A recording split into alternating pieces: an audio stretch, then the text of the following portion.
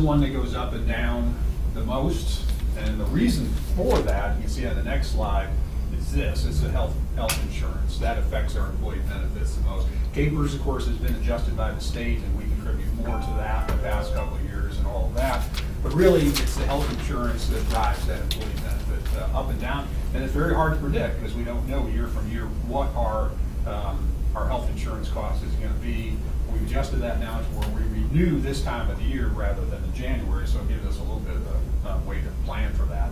But that's where the health insurance, it went up. You know, you can see how it advanced in 20 and 12. But it's come back down in 14 and 15. We're holding pretty steady on that. So it's pretty much stabilized right now is what's happened to it. Electric revenue on this side, you can see, you know, way back in the day, we were around $3 million in revenue, and now we are about double that as far as our electric revenue goes. So that's a real simple graph. And expenses kind of track along with that, so not too much different than that. And it's our franchise fee that comes out. We have an 8% franchise fee on our electric fund, so that's what it pulls out really every year as you go. Electric fund balance has been up and down for various reasons. Things happen in the electric world, but now we're up in the right direction, and we finished 2014 pretty strong. We're near $1 million in cash at the end of that year. Water fund, again, it goes up a little bit, but it's not as dramatic as the electric. You don't have the spikes, you don't have the increases because it's not quite as dependent on weather and other things. So it's a little bit smoother. It has been up and down a little bit, but it's a little more consistent. And the expenses have been up for various reasons here in the past couple of years. But our water fund balance has been up and down.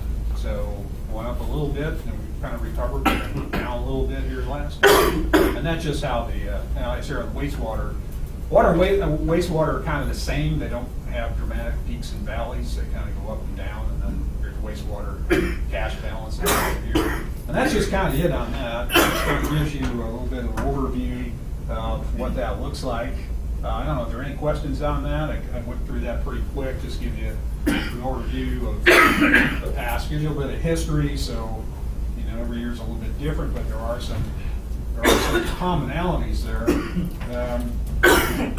That waste for the water up and down, Yeah. that causes the way the water treated? Yeah, a lot of it has to do with that. We use a lot of chemicals to treat, and that causes a lot. So we have a tough year where we're trying to treat that water. That appears to be, you know, a lot of that.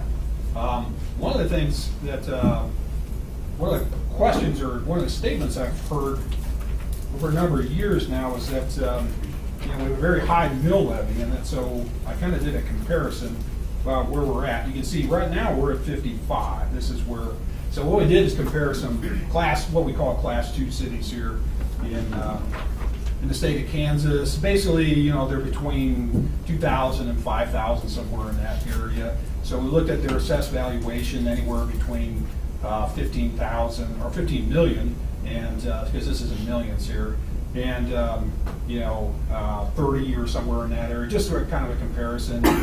So you can see most of these cities are going to be in that 3,000, 4,000 range as far as population, and we're right at that 3,800. And our mill, and this is in 2014, we're at that 23 million. And as you can see, as you go down here, what they did was just do a simple average here. A total of 20 cities to keep this simple.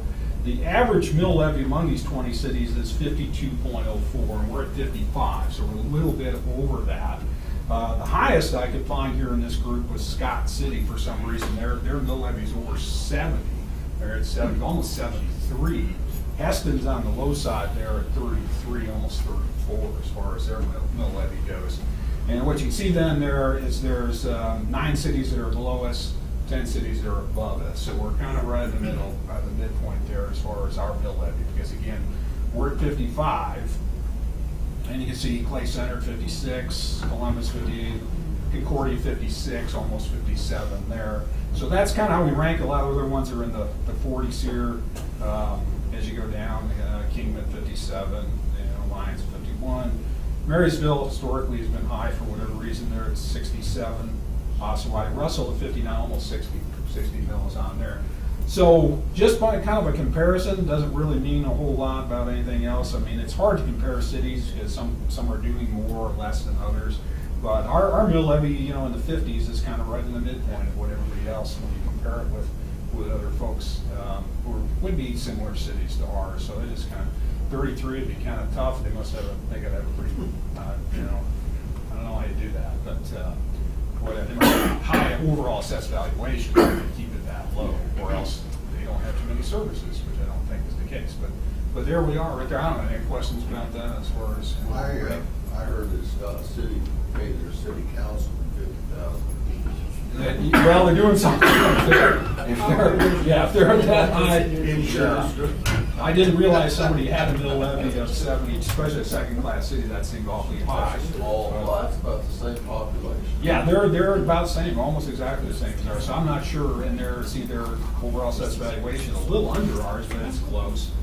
So I'm not sure what drives their mill levy at that high of a level. They're way high above our, except for Marysville. Like I said, historically they've been pretty high. They got. You know why they'd be so high? Marysville, I don't think they have a lot of utilities for one thing. I think they just have. Well, I know they don't have the electric, so they don't have the ability to transfer out of that or do other things with that. And they've had I know a lot of construction projects going on there over the past 10 years or so. But other than that, I really don't know why they're as high as they are on their mill levy there. But it is what it is, I guess. So and just so I understand this and everybody, a mill is going to be worth more if your assessed valuation is higher. Correct. Yeah. Right. So That's why it's important to see you have that. to look at both of them. And with all the new construction, our assessed valuation's probably going up. Yeah, it will. We'll see that in when our budget going forward. You actually see it does move up. That's because the county reassesses every year, so we get that number. It's usually third week of June or something like that. Then we plug it into our budget sheet, whatever, and then we do all the calculations. And see how that would go. So that's it's a complicated formula, but really what it comes down to is if your overall assessed valuation is growing, you can hold your mill levy steady and still gain more in your property tax. You're not increasing your tax rate. You're increasing, so that spreads it more evenly. So and that's really what you want to see. You want to see your city growing, not by leaps and bounds, but you do want to see it grow over time. I mean, that's the key to a lot of this. It makes budgeting a lot easier, to tell you the truth, because you can actually predict things a little better. So anyway, that's that. Then we have a couple of options here. I'm just going to go to the state budget real quick. I know you've all memorized this. Maybe not. Maybe not. I always start with the back page. Let's see if I can actually zoom in a little bit on this one. A little bit clearer. We start with the summary page because it actually will tell you much of what we need to know. You can see right in the middle of this, and it's always a little bit hard to decipher the state's budget. But here it is. They forced us to use this. 2 years ago, we were at 23 million, and then we dropped a little bit. It's almost the same. But going forward, what we got this year is a 24, so you can see $1 million so in assessed valuation growth. So that would be going into 2015's budget. So again, you can see if you hold that 55 mils, you can see what we did. Here's your mill levy going back, 47.4 here, 55, and then of course 55 was what we're projecting for 2015. You can see what that does as far as the property tax revenue, because again, a little hard to find it, but it's right here. 2 years ago, 1.1, it went to 1.2, and then we're projecting for the next year that 1.3 with the same mill levy. So you can see how that, your overall taxes, which at the end of the day, that's what you're levying for, that grows without raising your mill levy, which is really what you want. So that's the summary page. That's what's back in the, kind of buried in the back of the state budget form. But you can see what we're doing here as far as this would be our mill levy for general fund. It's fairly simple actually. Then the library, employee benefit takes up 11, and then for the fire department, which we did last year, we went to the 55. We're dedicating to the fire department there, and and they will be here at the next council meeting to talk about their fire truck, which they did bid and get bids on that. So anyway, that's the sort of summary form on this thing, which does give you a lot of information, but it's often hard to pull it out because it's not the prettiest spreadsheet to read, actually. So a little bit hard to decipher all that when you get what's all said and done. And at the bottom of it, it does show your overall debt for the city, and you can tell it's about the same as it was 3 years ago. Made a little bit of progress, but it's about the same. Got carrying the same amount of debt. Question, Glenn, on the neighborhood revitalization, okay? If somebody builds $1 million house, and they're getting the tax, does that value of that house add to our overall property value? Yeah, it does. But you'll see later in the budget, it shows how that's rebated. But it will show up as. Does it affect our mill levy? Well, yeah, it does. It does. Yeah. All that does. Yeah, everything is there. All that is a rebate program. And so what they're doing is they're showing you, here's your assessed valuation, but then you get so much rebated back per year depending on where you're at in that So scale. basically, it's still helping on. It's still, sure, it still helps. Yeah, when you build and you add to that, it will be assessed at whatever that number is, whatever you build. And then you get that rebate. But yes, it does show up as your overall assessed valuation. So again, that really, it doesn't hurt you. You just don't get as much up front as you would have. But Doesn't come out in cash though. does not come out of that, no. I mean, you don't, the city doesn't gain any cash from that No. because No, not you're immediately. rebating it back. Right, well, not all of it. but Yeah, a it's portion of it. a portion as you go forward through that program and go. So at the end of that period, when you did, then you're full on to the property tax just like anybody else. So, and that's even better for us at that point. So, yeah, and as you assess valuation, but you don't necessarily you won't get all the cash until you're actually out of that program. So that's how it affects it, basically, as I understand it.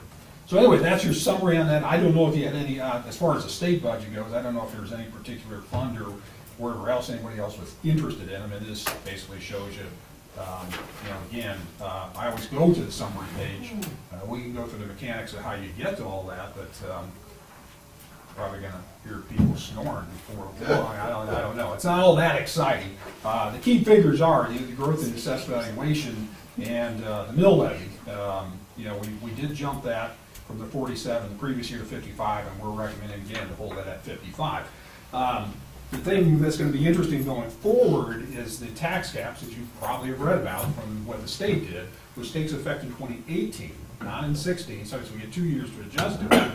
But to be honest, we had a phone conference with the state, the league's legal department, shall we say, this morning, and they went over these changes. And I'm still confused. I'm no more educated on what the tax lid means and how it works, or when they moved the election, how they did that and how that's going to affect us than I was the day before. Because frankly, I don't understand what they told us this morning, to be honest with you.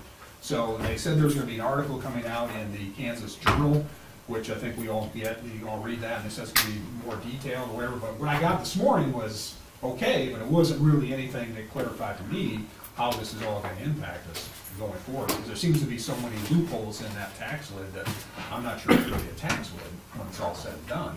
But I don't know that. We're going to have to clarify that. That law's been changed so many times in the past 2 months. I'm not sure what it means anymore. I'm not sure anybody knows what it means at this point. So anyway, sort of the bottom line for us is, where your mill levy is at with the 55 and what you're going to get there as far as your property tax goes. The rest of it does cover each one of the funds. I don't know if you want to do that or with the line item budget, and we go through that, or because they match up. I mean, they're pretty much the same. But one's more detailed than the other. That's the only difference. What you do pass, and after we have our budget hearing, and once this comes up to pass, is this budget here. This is when you would pass and sign and all that, and send it off to the county, and then goes to the state. So When are you intended to do that? I think we have it this on set. the agenda.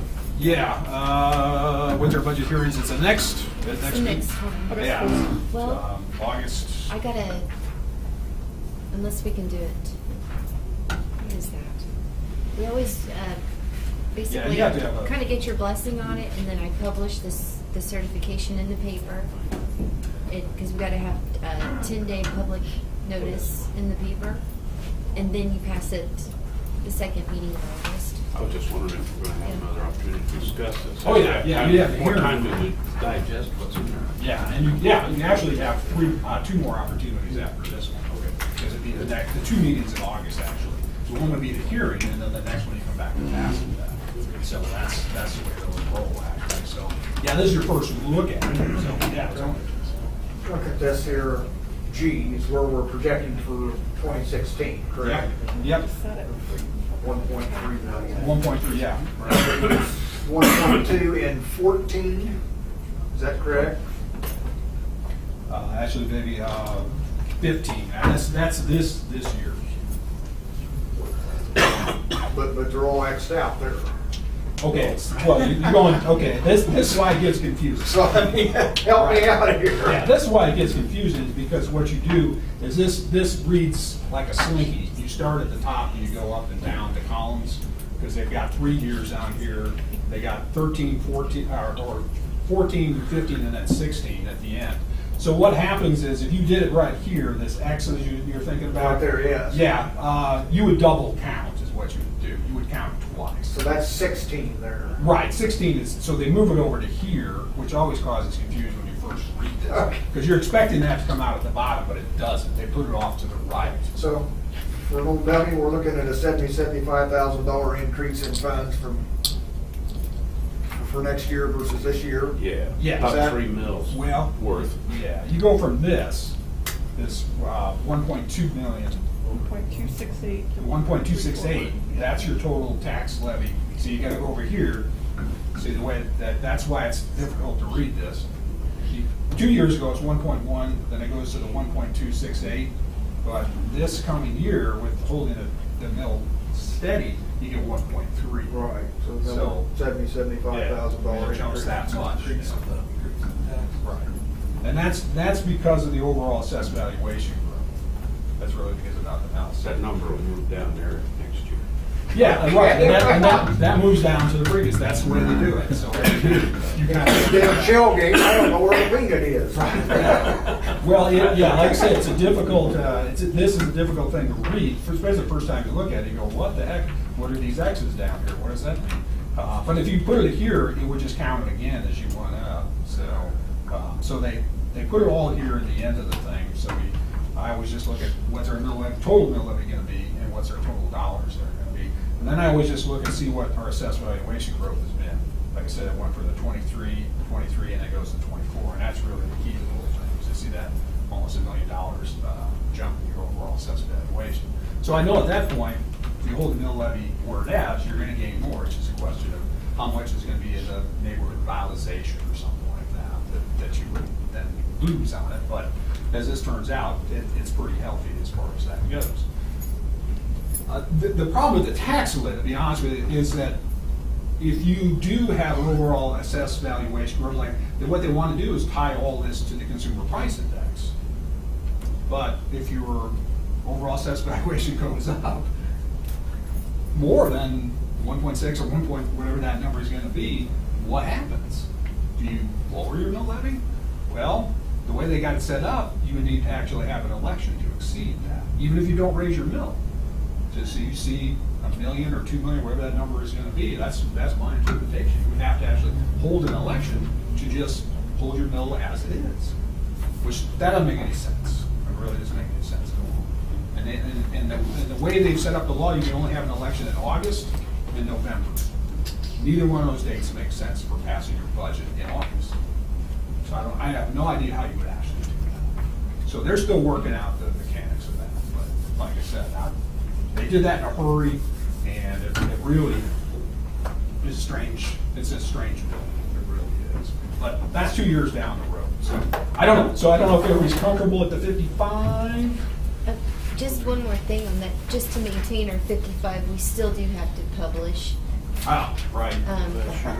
But that's just to maintain our 55.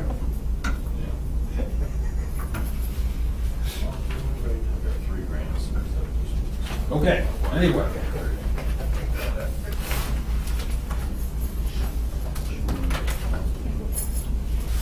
Okay, so anyway, anything more about that you want to discuss? We can drill down deeper and longer, all What's keeping us from getting back to our 47? A resolution. I remember we had a jump last year. Published. Yeah, we went from the 47, you can see the 40, yeah, I mean, really, the fire department, we were afraid of the health insurance and some other things that they're unpredictable. So, and we had not raised that mill levy and, I don't know. I tracked it back to the 90s, we were still in the mid-40s, so, you know, it was time. I recommended a couple of years before that to go up like 2 or 3 mills. And so, frankly, I was surprised when we had a consensus to go to 7 or 7.5 or what it was, then you know, the next year. So, yeah, we're at the 55. What the county raised theirs, they took a big hike. Yeah, and traditionally they do that. They tend to increase their mill levy, you know, every year. And again, I think it's a lot of it has to do with the fact they don't have utilities like we do, so they don't have those transfers like we do. And so it's all really, they do have sales tax, of course, but their sales tax and property tax is really yeah, that's where their funding comes from. So yeah, they tend to increase their mill levy, you know, pretty much every year for whatever reason. And I get that state gas tax too? Yeah, they get that too. Yeah, but again, they don't have water, sewer, electric like we do. See, we transfer a lot out. That does cover. Yeah. So yeah, they do tend to bump theirs up. So all right, anything else you want to know about the budget?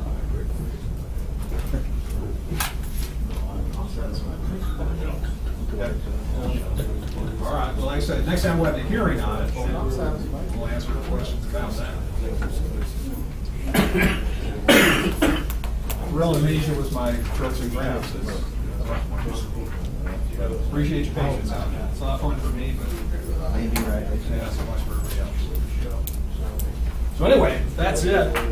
That's all I got on that. See you next time. So what we'll do is actually publish it at 55. That's the key to the whole thing. You have to actually publish that you're going to hold your hearing on that 55. So actually publish this summary page, and then people have to. It actually says the date in here.